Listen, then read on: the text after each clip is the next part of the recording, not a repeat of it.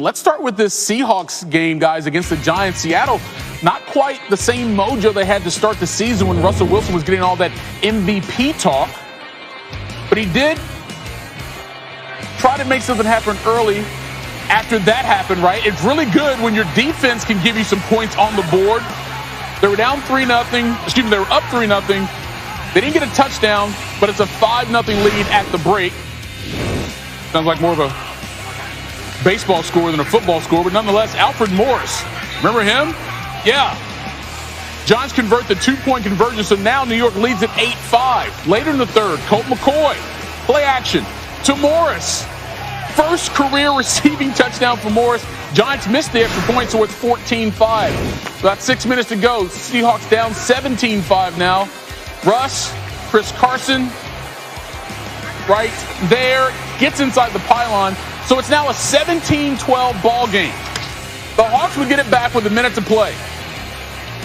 Russ looking deep and overthrow. Oh, almost picked off by Julian Love, but somehow Seattle still has life.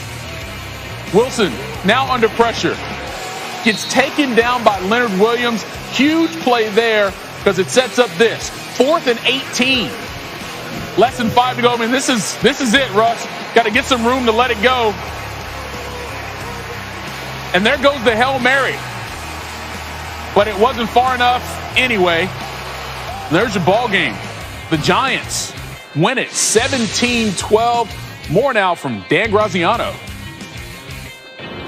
Jabril Peppers of the Giants. This Seattle team scores 30 points a game. They got 12 today. How'd you do it? Hey, attention to detail, trusting ourselves, communication, and just playing our brand of ball. Down 5-0 at halftime. What was the message? What was the discussion in the locker room? Just keep playing. 5-0 is nothing.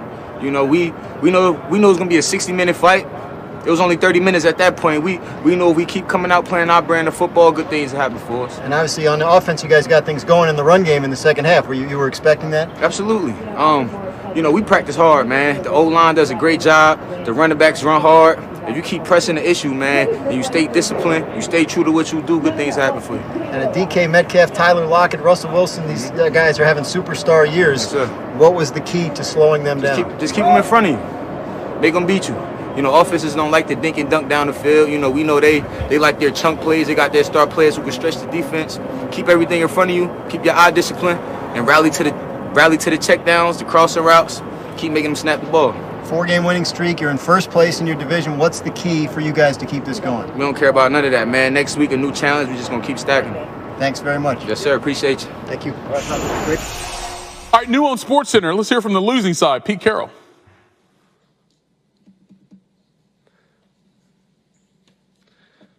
This game was a defensive ball game right from the get-go, and they played really tough and gave us a hard time all day long. We had trouble scoring, moving the football, and we were giving them trouble scoring and moving the football as well. And it's just an uncharacteristic type of feeling that we're not putting any points on the board, and that 5 points just didn't hang very well.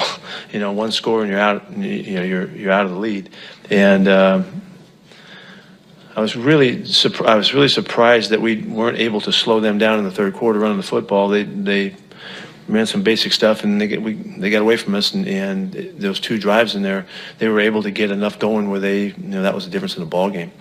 Offensively, we had trouble all day long, and give them credit. They've been playing really good ball, but I need to look at the film and see what the heck happened, why it was like that so much so. But games are hard, games are tough, and we can't let this thing knock us off. Getting going, and moving forward, and it's really important we get right back to business again. And it's the only choice we have, really. So that's what we'll do. AJ McCord. Coach, you said it was uncharacteristic type of feel out there today. What exactly was uncharacteristic? Just the offense, Russ's play? What? Maybe be more specific. Yeah, we didn't move the ball. We weren't making plays to change the field position. We didn't chunk them at all.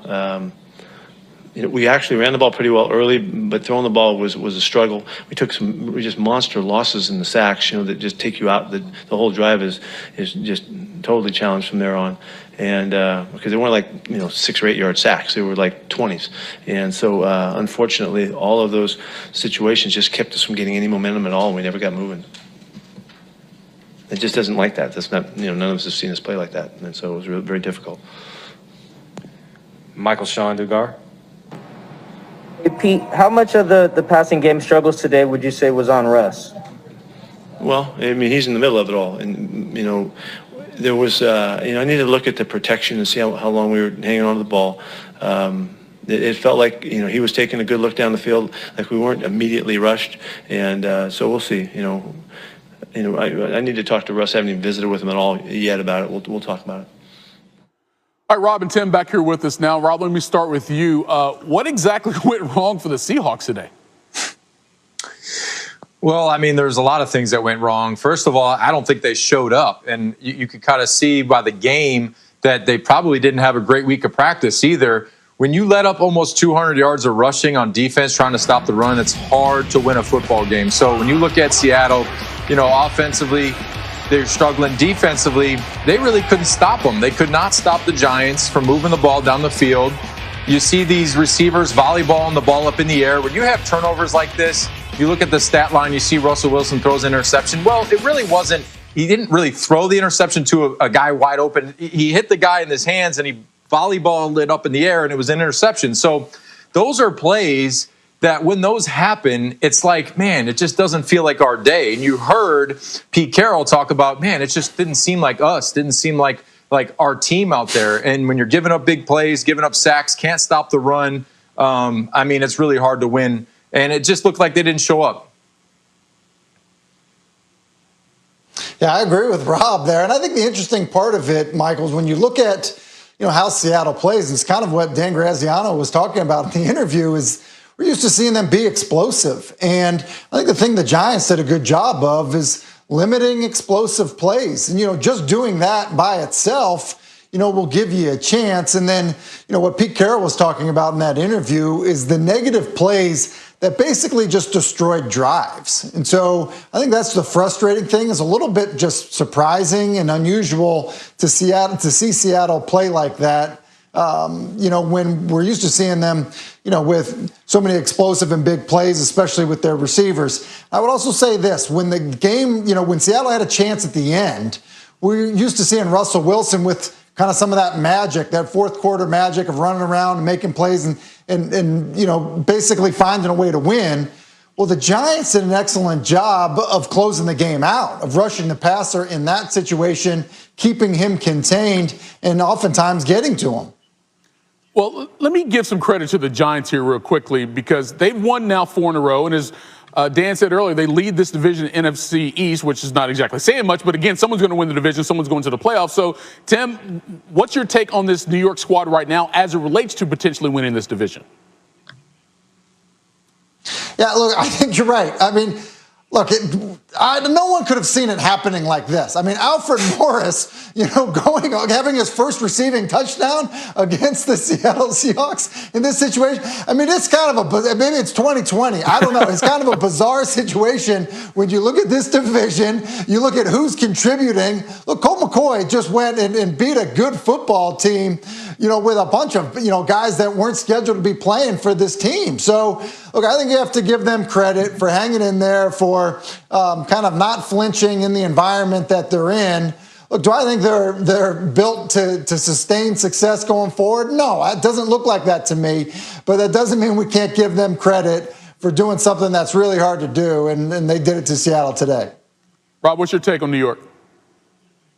Yeah, look, I agree with Tim here. I don't think this year's the year that they're going to go to the Super Bowl, but this is a great building block for Joe Judge. Hats off to that coaching staff, getting this team at midpoint of the season to this final push here to be in a position to win the division. Yeah, okay, the division's weak, but if they can go out there, have some of these games where they upset some people, you beat Seattle, you go into the playoffs, and you might have a chance of catching lightning in a bottle. You never know. It's the NFL. You never know. You're talented, just like everybody else. But hats off to Joe Judge, especially in this tough year when you're a new coach. You didn't have offseason, you didn't have OTAs, mini camp, training camp. So in the start of the year, it's tough for these new coaches. Right now, you're probably seeing, a little bit of that chemistry with a new team and a new coach. And, it looks they have a bright future right now, especially with the quarterback. I know he wasn't out there. Colt McCoy, hats off to Colt McCoy getting a victory. But, I think New York has a bright future, especially with Joe Judge as a head coach. All right, so New York picks up a fourth straight win that drops Seattle